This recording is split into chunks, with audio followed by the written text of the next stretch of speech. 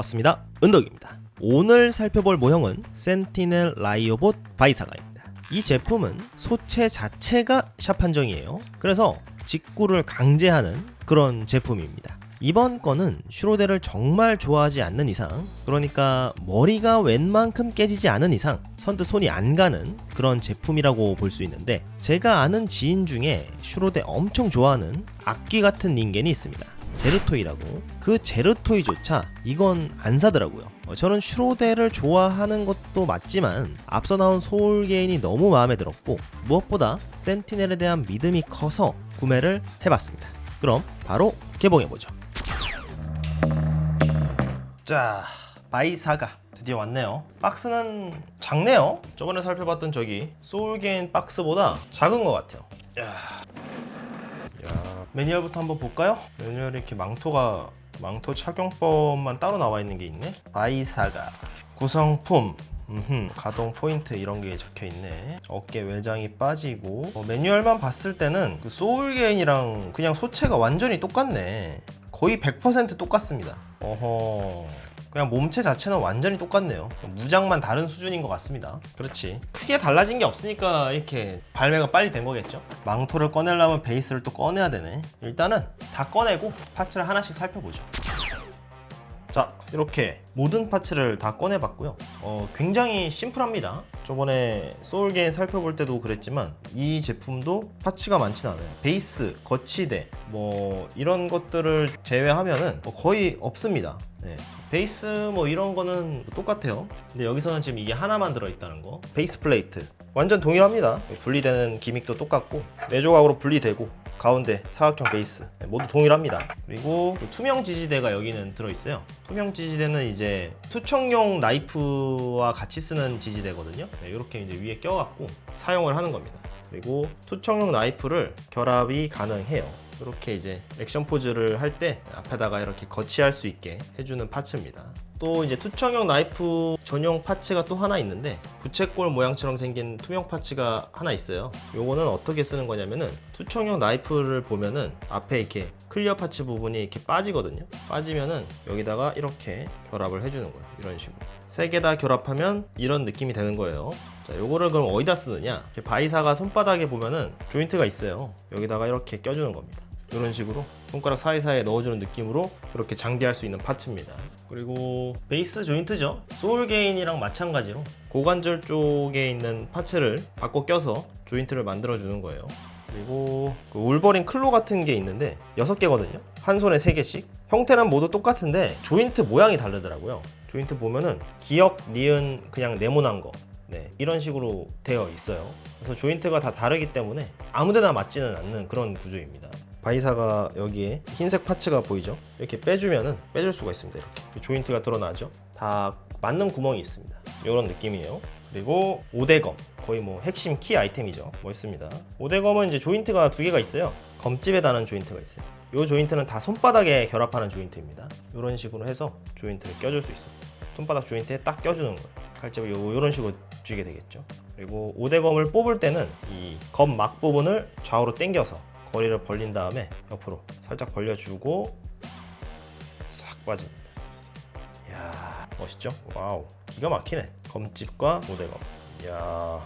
그리고 여기 손잡이 보이시겠지만 교체형 손잡이가 이렇게 2종류가 있어요. 지금은 그냥 아무것도 없는 맨들맨들한 손잡이인데, 이걸 뽑으면은 여기 조인트가 있는 짧은 손잡이, 기다란 손잡이로 또 이렇게 바꿀 수가 있습니다. 기다란 손잡이는 조인트가 없잖아요. 그래서 추가 파츠가 있습니다. 이 조인트 딱 껴주면 조인트가 생기죠.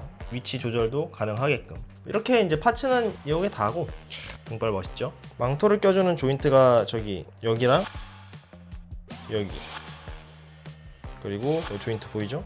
3개 다 결합을 해주는 거예요. 붉은 망토로 이렇게 생겼고요. 이 목 부분은 변형이 안 되는 딱 그 일체형이고, 뭔가 금속으로 만들어진 느낌이에요. 엄청 딱딱합니다. 그리고 와이어, 부드러운 와이어가 들어있습니다. 좋다.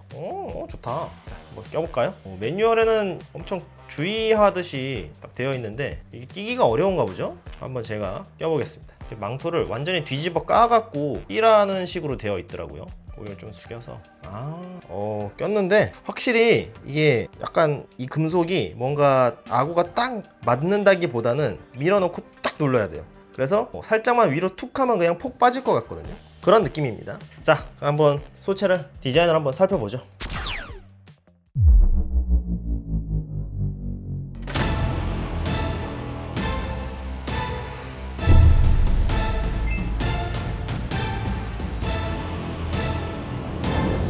이미지 하나만큼은 정말 압도적입니다. 뭔가 무시무시한 기운을 풍기면서도 소울게인이랑 굉장히 비슷한 실루엣을 보여주고 있죠. 근데 재밌는 건 겉모습은 이렇게 닮았는데 설정상으로는 형제기도 아니고 그냥 관계가 있을 거라고 추정되는 정도입니다.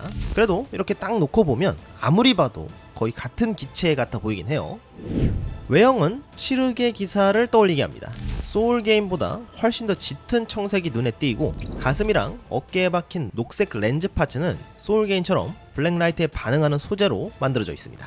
그리고 등에 휘날리는 붉은 망토, 설정상으로는 빔을 튕겨내는 방어 용도인데 사실 그건 중요하지 않죠. 붉은 망토에 뭐 더 이상 무슨 말이 필요할까요? 아주 기가 막히게 멋있습니다. 오늘은 바이사가만 보고 디테일을 살펴보기보다는 소울게임과 같이 보면 더 재밌을 것 같아요. 먼저 발바닥입니다. 뒤꿈치는 다르게 생겼지만 몰딩 표현은 완전히 동일하죠. 발등을 보면 소울게임은 조금 사각형에 가깝고 바이사가는 앵클가드까지 뾰족하고 날카롭게 만들어져 있어요. 정강이 측면도 실루엣은 동일한데 소울게임은 작은 스러스터 노즐이 측면에 위치해 있고 바이사가는 무릎에 커다란 칼날 같은 장식이 달려있는 게 눈에 띕니다. 종아리 뒤쪽에 큰 부스터 노즐도 동일한 위치에 있고 외장이 갈라진 부분도 동일해 보입니다. 허리 뒤쪽은 거의 동일하다고 해도 될 정도로 같은 앵글에서는 색상 차이만 느껴지네요.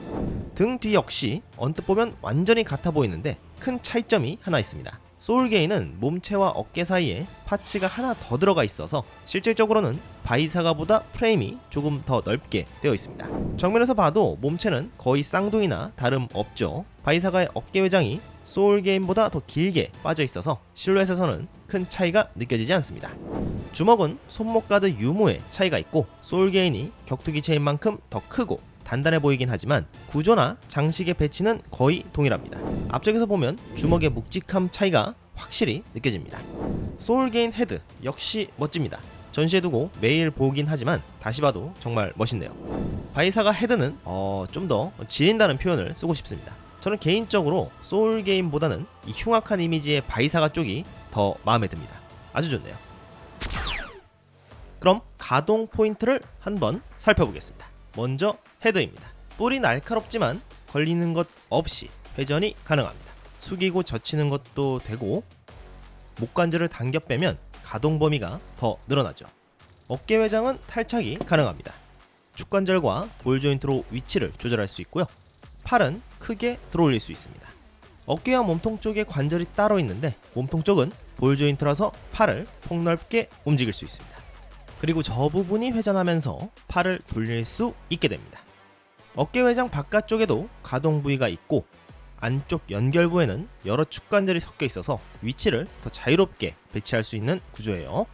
팔뚝에도 회전 포인트가 있고 팔꿈치도 마찬가지로 회전이 가능합니다.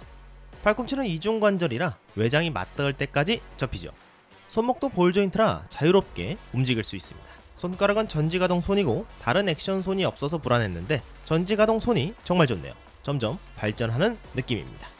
흉부 쪽에서 좌우 스윙이 가능하고 숙이고 젖히는 범위도 흉부와 허리 가동 포인트가 합쳐져 크게 움직여집니다. 허리 측면 외장은 가동에 방해되지 않게 위치를 조절할 수 있고 허리는 한 바퀴 완전 회전이 가능합니다. 다리 벌리기는 이 정도 올라갑니다. 충분한 범위죠. 허벅지 측면 외장은 소울게임과는 다르게 움직이지 않고요. 다리는 앞뒤로 크게 벌릴 수 있습니다. 무릎은 유일한 클릭 관절이며 단단하면서도 부드럽게 움직입니다. 허벅지에도 회전 포인트가 있네요. 발목은 액션 피규어에서 가장 중요한 관절이라고 저는 생각하는데 바이사가는 2단 관절 시스템을 채용했습니다. 볼 조인트로 자유롭게 방향 전환이 가능하고 축관절로 각도까지 확보했습니다. 게다가 관절이 굉장히 짱짱해서 아주 만족스럽네요. 그레이트합니다. 포징하면서 한번 놀아볼까요? 정직하게 세워봤습니다. 소울게인이랑 크게 다르지 않은 소체인데 묘하게 바이사가 쪽이 관절 만지기가 좀 더 편했어요. 제가 이틀 정도 가지고 놀아본 느낌으로는 다이젠과 소울게인 이후로 다시 한번 역대급 고점을 갱신한 것 같습니다. 주의해야 할 부분을 하나 짚고 가자면 역시 외장에 뾰족한 부분들이 많아요. 이건 정말 조심해야 합니다. 베이스에서 탈착하거나 만지다가 손에 찔릴 수도 있고요. 저도 만지다 보니까 뾰족하고 얇은 부위에 힘을 주고 있던 적이 있었습니다. 다행히 부서지진 않았는데 포징에 집중하다 보면 순간적으로 힘이 들어가더라고요. 잡고 돌려야 할 부분은 신중하게 살펴보면서 조심히 만져줘야 합니다. 망토 같은 경우에는 제가 지금까지 만져본 망토 중에서 가장 편했습니다. 힘이 필요한 부분에는 강한 와이어, 나머지는 부드럽게 만들어서 진짜 유저 친화적인 구조였어요. 그리고 망토가 너무 깨끗한 건 레드선 하도록 하죠. 망토를 살짝 만져주고 오대검도 빌려줘 봤습니다. 세워놓기만 해도 묵직한 느낌이 있어서 보는 맛이 있네요. 어릴 땐 솔직히 오대검이 그렇게 멋지단 느낌은 아니었는데 요즘은 디자인 트렌드가 심플하다 보니까 최근엔 오히려 오대검 디자인이 참 예쁘단 느낌을 받고 있습니다. 이번엔 열화인 투척 준비 자세를 잡아봤습니다. 전지가동손이 진짜 좋아졌어요. 앞서 발매됐던 다이젠가는 손가락이 너무 쉽게 빠지고 약간 흐물거리는 느낌이 있었는데요. 소울게인에서 대폭 개선된 이후로 이번 바이사가에 적용된 전지가동손은 더욱 개선된 느낌이었습니다. 부드러우면서도 단단하게 잡히는 그 느낌이 아주 좋았어요. 다음은 그대로 투척. 무장이 워낙 작다 보니까 특별히 재미있는 포인트는 없었고요. 투척 지지대가 짧다 보니 배치도 자유롭다는 느낌은 아니었습니다. 거리가 조금만 멀어져도 멋진 그림이 잘 안 나오더라고요. 그리고 여기서 아쉬웠던 점이 하나 있었습니다. 바로 베이스 플레이트입니다. 메인 플레이트를 분해해서 써야 하다 보니 보시다시피 좀 두꺼워요. 베이스 위에 소체를 세워두면 상관없지만 그래도 전용 투명 플레이트가 있었다면 더 좋았을 것 같습니다. 그리고 칼날이 블랙라이트에 반응하긴 하는데요. 조명이 켜진 상태에서는 발광이 너무 약해서 그렇게 큰 의미는 없었습니다. 다음은 울버린 클로 같은 무장이죠. 수류조와 양손을 써야 하는 무장이라 오대검을 던진 후 모션으로 이어가는 게 포인트입니다. 이번 바이사가 포징 중에서는 이 무장이 제일 재미있었어요. 여기서는 포징 촬영을 하나만 했지만 실제로는 여러 포즈를 다 시도해봤습니다. 망토도 자유롭고 양팔 가동 범위가 정말 탁월해서 아무런 스트레스가 없었습니다. 다음은 오대검입니다. 칼집이 약간 둔기처럼 생겨서 뭔가 재미있는 포징이 나올 것 같았는데요. 일단 게임에 나왔던 포즈 위주로 잡아봤습니다. 팔을 쭉 뻗어서 손목쯤에 헤드가 걸리는 그 앵글, 기가 막히죠? 바로 칼을 든 장면으로 넘어가 보겠습니다. 오대검 손잡이를 긴 걸로 바꾸면 양손으로 쥐는 것도 가능은 한데요. 아무래도 제한되는 부분이 많았습니다. 그래서 그냥 신용 정도만 가능하다고 보시면 될 것 같아요. 그래도 이 포즈에서는 양손으로 쥐는 게 가능했습니다. 다음은 그대로 찌르기 동작으로 바꿔봤습니다. 풍인섬 마지막 공격인 찌르기 직전에 이런 모션이 있었죠. 양손으로 들고 고속으로 날아가는 그 장면입니다. 확실히 망토가 킥이네요. 너무 멋있습니다. 다음은 한 손으로 칼을 들고 공중에 체류하는 포징입니다. 박스아트에 있어서 따라해봤는데 역시 멋있네요. 이어서 공중 이동 동작입니다. 이 포징은 뒷모습을 촬영하려고 해봤는데 앞부분도 멋지게 떨어지는 모습을 보여주네요. 망토가 있으니까 공중 포징은 대부분 다 멋있게 나옵니다. 그리고 마지막으로 광인섬 마지막 모션 중 잠깐 멈추는 동작입니다. 이 포즈를 만들려고 몇 시간을 붙잡고 있었는데요. 이건 진짜 안 되더라고요. 일단 이 동작을 하면서 양손으로 검을 쥐는 게 쉽지 않아서 결국 한 손만 제대로 잡고 나머지는 신용으로 처리했습니다. 거기다 작중 앵글처럼 칼끝이 아래로 향하게 만들다 보면 앞에서 봤을 때 너무 어색해 보이더라고요. 앞발 아래에 아크릴도 올려보고 여러가지 방법을 다 시도해봤는데 앞뒤 다 자연스럽게 보이는 포징은 끝내 찾지 못했습니다. 결국 저는 칼끝이 아주 살짝 위를 향하는 느낌으로 타협을 받네요. 이 포징을 하면서 느낀 점은 확실히 전지가동손에 추가로 액션손처럼 꺾인 손목 파츠가 있었다면 더 좋았을 것 같습니다. 최중요 포인트가 이렇게 어렵다는 건 조금 아쉬웠네요. 오늘은 센티넬 라이오봇 바이사가를 살펴봤습니다. 최근 센티넬이 신제품을 낼 때마다 뭔가 고점을 계속 갱신하면서 점점 발전하는 느낌이에요. 당연한 이야기겠죠. 이번 제품은 아쉽게도 샵 한정이라 조금 비싸게 직구를 해야 했는데요. 소울겐이랑 뭐 크게 다르겠어 하는 마음으로 내려놓고 살펴봐서 그런지 생각보다 훨씬 만족스러웠습니다. 제품이 워낙 좋다 보니까 딱히 할 말은 없네요. 다음 슈퍼로봇 대전 시리즈도 기대를 해보겠습니다. 오늘 영상은 여기까지. 시청해주셔서 감사합니다. 그럼 가보겠습니다. 은덕이었습니다.